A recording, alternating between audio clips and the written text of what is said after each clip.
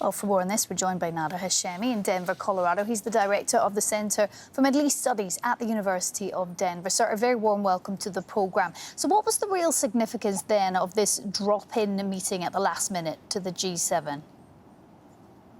Well, I think it highlights the role that France is trying to play to de-escalate tensions, to bring Iran and the United States to the negotiating table, but also critically to isolate the war hawks in Trump's inner circle from these negotiations. I think that's also, an important development that we're witnessing.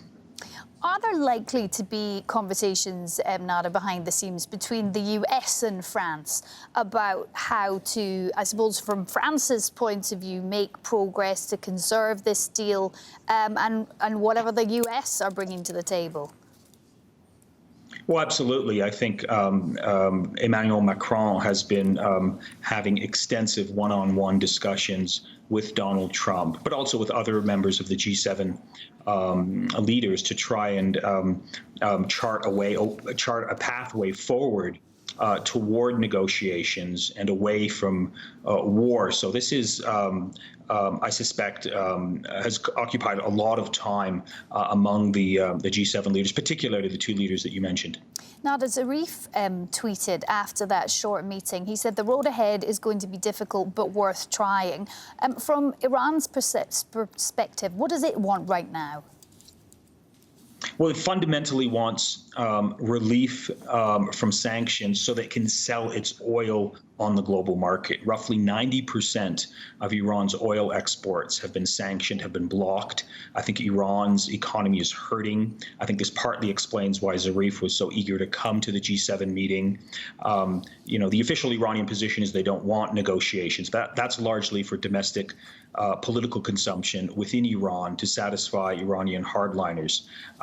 So Iran wants, sanctions relief because its economy is in freefall.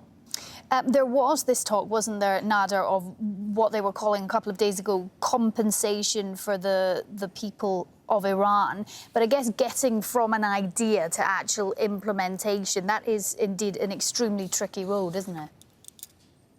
It's very difficult, I think, to make those leaps of judgment. I think it's also important to highlight that we are a long way away from any sort of serious negotiations between the two countries. And that's largely because within both countries, there are hardliners who don't want negotiations and, favor this form of confrontation.